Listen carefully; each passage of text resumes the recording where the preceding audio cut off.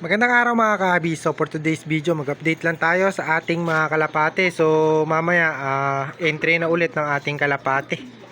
Ayan, so bali ang setup pala ng kalapate natin since nagsusubo yung panglaban natin, in-open loop natin mga kahabi. Bali ganito yung open loop na ginawa natin. Ayan. So binuksan ko yung kulungan niya o yung gate nung loop natin. Ayan, para nakakalabas yung kalapate natin. Ayan yung panglaban natin, nag-iisa, solo. Ayan. So meron siyang sinusubuan. Tapos ito naman yung asawa niya. Ayan. So naka-stick yung isang pakpak niya, bali nakakalipad dyan. Kung gugustuhin niya ngang lumipad hanggang bubong, makakalipad dyan mga kabi. Kasi nga yung isang pakpak lang yung naka-stick nga mga kabi. Ayan. Tapos itong puti natin, hindi sana ito. So pinakawalan to mga kabi, pinakawalan ko kanina. Hindi nga sanay na pumasok sa trapdoor. Ayan. So kaya ang ginawa ko, napagdesisyonan ko nga na open loop na lang para makapasok siya ron dun sa pinaka gate niya. So kanina pumasok na yan. So kaso naka open loop nga tayo. Tatlo lang kasi sila sa loop natin mga kabi. Ayan. Yung puti na yan, yung blue bar, saka yung panglaban natin, ayan, nandyan.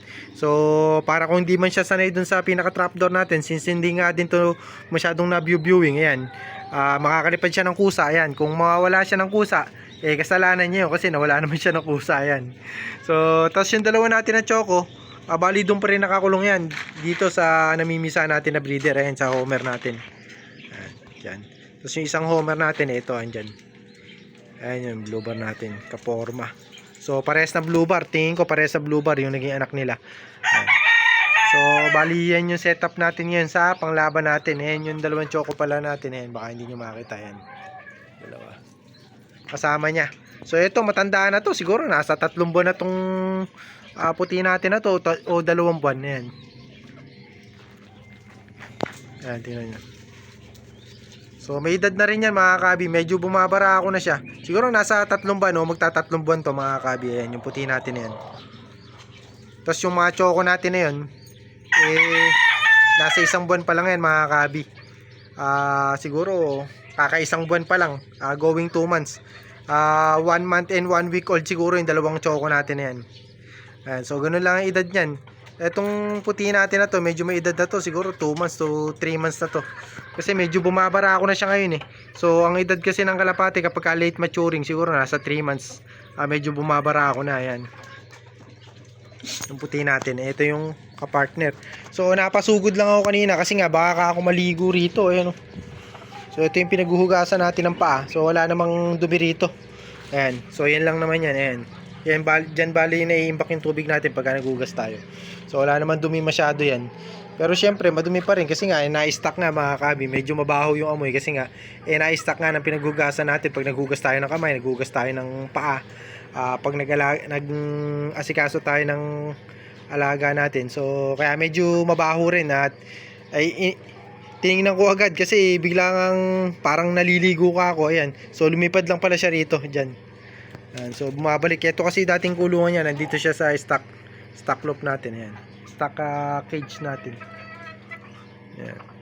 So sana makabatcher natin to. Ayan, yung puti natin. Ayan. So huwag ka na sanang lumipad at gabi na. So kaninang maga pa nakakawala mga kabi. Nasa loob na kanina, hindi ko na lang sinara yung gate nung loop natin mga kabi para nga makalipad-lipad din. Saka makakuha ng mga buhangin to, may subo dun sa natin, dun sa mga young bird natin na dalawa. So 2 points kasi yung young bird natin nung dalawa na to. Ayan. Tapos update pala tayo dun sa anak ng homer natin. Pakita ko sa inyo yung anak ng homer natin. Ayan, anak ng homer natin, parehas sa blue bar. Apaka-forma na ito mga kabi. Yan, malaki ilong niya. Tapos pagka pinakawalan nyo rito mga kabi, napakatapang nga rin, nakikipagbugbugan sa manok. Kawawa kasi pinapalo siya ng manok no? So bali nilagyan ko ng pagkain kanina, medyo may tira pa. So nasan pa yung nilagyan natin kanina ng pagkain? Ito, ayan. So may tira pa ang crack corn. Ayan. 2 blue bar. So hindi ko alam kung may white feather dito mga kabi sa anak nito. Sa anak nila. White feather kasi yung nanay. Parehas naman blue bar, kaso white feather nga yung nanay. So hindi ko alam kung mayroong kumuha sa nanay nila na white feather din. Tapos parehas na may puti yung tuka. So kaya baka mag-anak sila ng may puti sa pakpak. So hindi ko alam. Check nga natin mga kabi. Para makita nyo rin. Ala. Puti ang likod. Puti ang likod. Ito, tingnan natin ito isa. Puti. Ala, mukhang ala. Ala rin mga kabi. Mukhang itim ang dulo eh.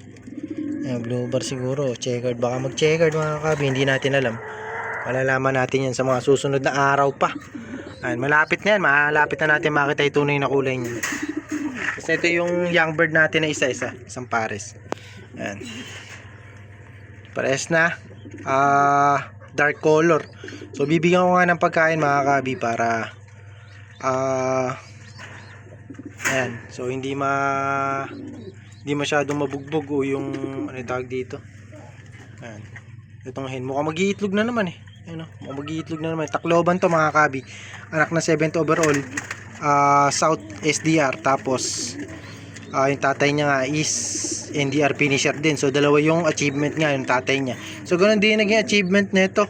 So back to back north, back to back south. So bali 2 times north to 2 times south. So wala lang siyang nakakuhang premyo talaga na ano, pero sa pooling lang ito maraming nakakuha rin to. Siguro mga naka-5 rin to eh. So sa norte, ganoon din parang tig-5, parang ganoon. So konti lang din kasi naging laban natin ng mga pooling mga kabi. At medyo marami tayong naging problema noon mga nakaraan sa pag-aalaga nga sa kalapati. Medyo kumbaga hindi natin naasikaso. Ayan. So kahit na hindi natin naasikaso mga kabi nakatagpos pa rin to. Back to back north, back to back south. So Tacloban to, Santa Ana, saka yung isang north mga kabi yan. Ito tas 2 times Tacloban nga. Ito yung checker natin yan. Kasi ito naman si Iking mga kabi, ano, nakita niya, forma yan. Mukhang habol na naman, mukhang mag-iitlog na naman. Lalagyan ko ng tubig mga kabi, konti na ng tubig. So yun yung update natin sa ating mga kalapati. Ito yung sa kasama natin yan, si Iking din to mga kabi. Dalawa yung kalapati natin na na-acquire kay Sir Iking yan. So nung una sabi sa atin ni Sir Iking, ito daw yung possible cock. So ito nga yung naging hen. Tapos yung blue bar naman, yung possible nga na hen. So nagkabaligtad yung sabi sa atin ni Sir Iking. Ayan. So ito yung ano nga natin, breeder buti, namimisa na yung super set winner natin. Super set winner, 34th overall champion yan. Tapos ito naman yung anak ng 7th overall saka ng stock natin na John Arden. Bali ang lolo is 6th overall champion. Asan ba?